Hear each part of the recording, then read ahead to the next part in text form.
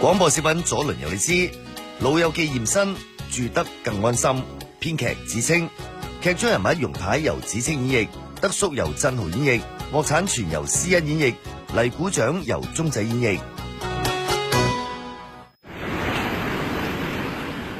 誒，阿全啊，阿全。哦，阿容太，唔該俾碗陳皮紅豆沙我，3.3啊。好啊好啊，落嚟你度食碗陳皮紅豆沙。阿容太啊，你等陣啊吓。哦，好。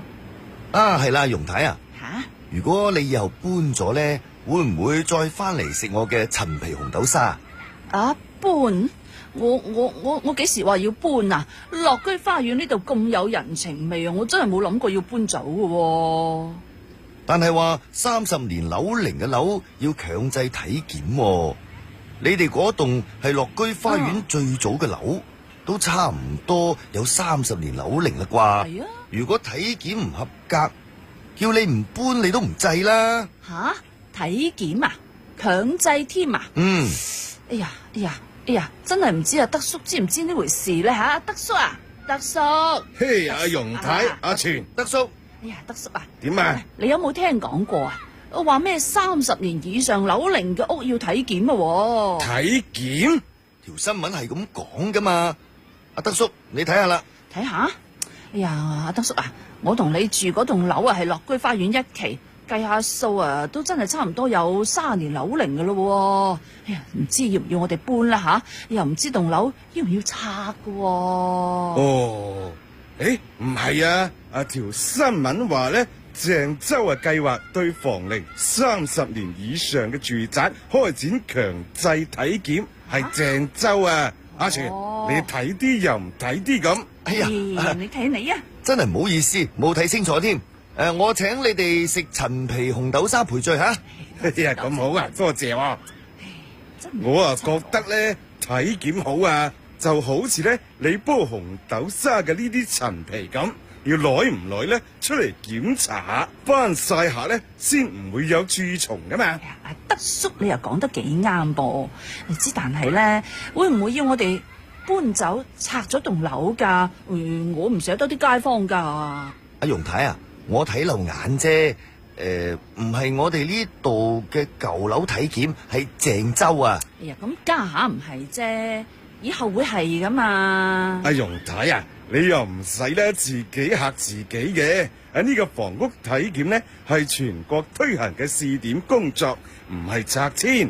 估計呢係好似我哋啲老人家每年去驗身咁，係為棟樓做檢查，發現問題及早維護。檢查驗樓啊？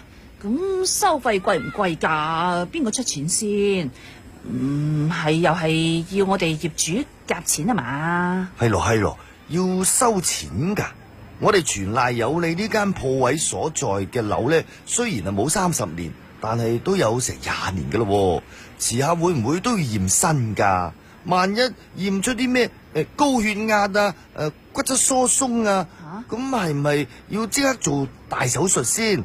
我間全記小本經營，手術費貴嘅話，我真係孭唔起嘅喎。係咯，如果貴嘅話，我啊寧願唔體檢咯。呢個咁我又真係唔清楚喎。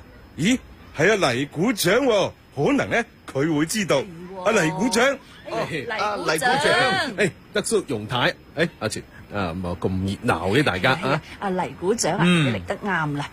我想問下你咧，如果我哋呢度要啲舊樓去體檢嘅話咧，邊個俾錢㗎？係咯，要唔要我哋業主去夾錢㗎？你哋頭先講舊樓做體檢，你哋係咪講緊鄭州計劃對房齡達30年及以上嘅住宅開展首檢呢一件事啊？阿黎股長咧，不愧係見多識廣啊！原嚟咧，你都聽過呢件事啊？係咯，係啊。喺新聞度睇過啦，唔止鄭州啊，寧波都計劃對舊樓進行體檢，仲將房屋體檢項目增加到50幾項添㗎。咁其實城鎮住宅老齡化呢一個問題呢，係要正視嘅。依家全國有35%嘅住房樓齡呢，都係超過30年。到我哋宣佈嗰陣時咯，比例會將近升到80%咁多啊！哇！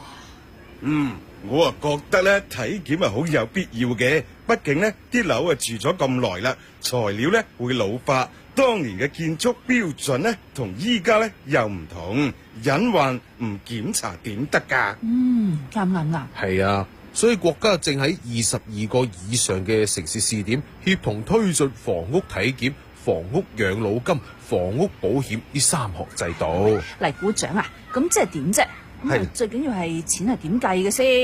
係咯，阿黎股長，政府有冇補貼㗎？大家嘅關切都好實際。首先，房屋體檢唔等於大測大驗，佢有一套逐步深入嘅程序，一般係先係資料排查、外觀檢查，再到必要時呢就局部探查。其次呢，關於費用，目前各地仲探索緊幾種嘅模式。咁啊，具體啊有邊幾種嘅模式啊？係咯，等我哋啲街坊咧都可以啊有個了解。唔使咁心急，嗱，同你哋慢慢講啦。好啊。第一種呢，有部分城市係由政府公共帳戶去承擔基本體檢費用，呢個可以理解為公共服務兜底。而第二種呢，就係明確由房屋安全責任人，亦即係業主去承擔主要費用，但係呢財政就會給予一定嘅獎補，相當於呢政府啊幫手分擔一部分。我明白。而第三種咯，嗱就係探索引入市場機制。就例如同房屋維修基金啊、保險產品結合啊，咁啊形成業主、市場、政府多方共擔嘅機制。政府全包好似啊唔係幾現實喎。業主全包又壓力山大喎。咁聽落好似獎補實際啲喎，不過獎補幾多先？如果話檢查完啊，真係要收要補，係咪又要俾第二筆錢㗎？係咯。其實咧，可唔可以啊設立一個房屋養老金啦嚇？誒，德叔啊，你呢個提議相當唔錯喎。嗱，房屋養老金呢，一部分可以嚟自業主平時繳納嘅住宅專項維修資金嘅增值部分，一部分呢可以嚟自公共資源嘅補充。咁我哋間屋呢，咪一個長期穩定嘅醫療儲備金咯。咁即係體檢係診斷，養老金同保險係藥費同保障咯。咁定期花少少錢體檢啊，小病嘅早治療係最划算嘅。咁如果話等到棟樓啊病入膏肓我先嚟急救，肯定就遲噶啦。係啊，房屋體檢檢嘅係當下之患，謀嘅係長遠之安啊。幫我哋間屋呢個老友記驗下身，我哋呢先可以住得更安心。講下呢，我都好期待我哋呢度可以實行舊屋體檢添。係啊，